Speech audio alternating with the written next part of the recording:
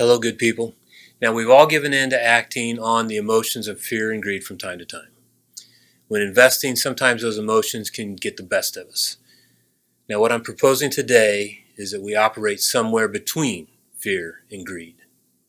Now, here's a story of a man who, when everyone else was fearful, decided to take a different approach. Now, the war raged on for 23 years.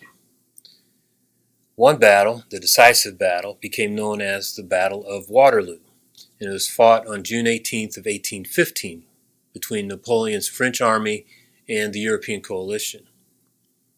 Now, this battle ended the French attempt to dominate Europe, and it destroyed Napoleon's imperial power forever. You might remember a song called Waterloo, made famous by the pop group ABBA. It was their entry into the 1974 Eurovision Song Contest, and they won. And it was based on this phrase. The song is about a girl who surrendered to the demands of her conqueror, just like Napoleon at the Battle of Waterloo.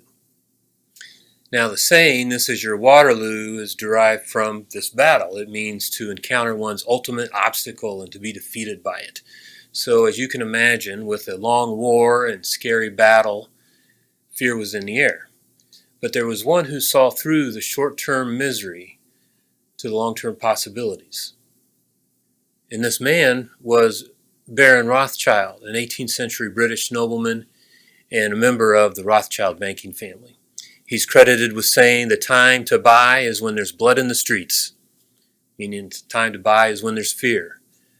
Rothschild made a fortune buying in the panic that followed the Battle of Waterloo against Napoleon.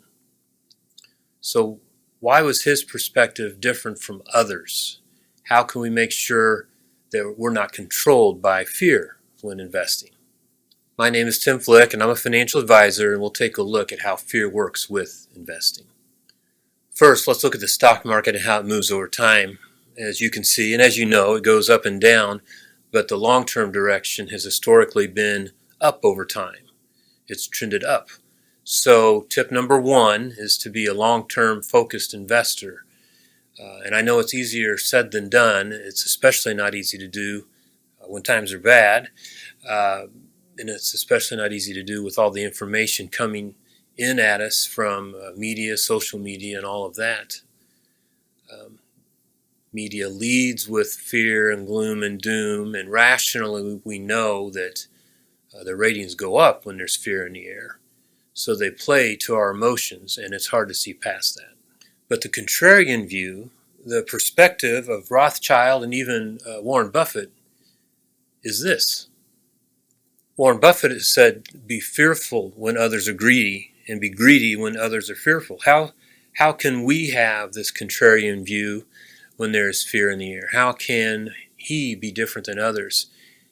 He has a long-term perspective. He knows bad circumstances don't last forever, wars don't last forever, recessions don't last forever, and he takes the long-term perspective. And how good are our emotions at predicting what is about to happen? What does the data show regarding our emotions in investing? So the University of Michigan conducts the Consumer Sentiment Survey every month. The red line shows how we feel about the economy, and the blue line shows the S&P 500. As you can see, it's almost an inverse chart. Historically, when we are fearful, when we're the most fearful, the market's about to go up. And when we're the most confident, the market's about to go down. Now again, I know it's not easy to put aside emotions when investing. And here's a chart that demonstrates that. This is an illustration of our emotions during market cycles. You can see as the market is going up, we feel optimism, then excitement, can even turn to thrill or euphoria. But as the market starts to turn down, we feel denial, anxiety, and that can lead to fear or even depression and so forth, only to start the cycle again. So here's the bottom line. If we can have a long-term perspective, turn off some of the noise, we have a better chance at having investment success. We can learn from history and people like Rothschild and Buffett, and we can be on the winning side of the current Waterloo when others give in to fear. Again, my name is Tim Flick, and if you have any questions, please feel free to reach out. My contact information is on the screen, and thank you. And remember, it's important to have a plan in place for times such as this. Let's plan to thrive.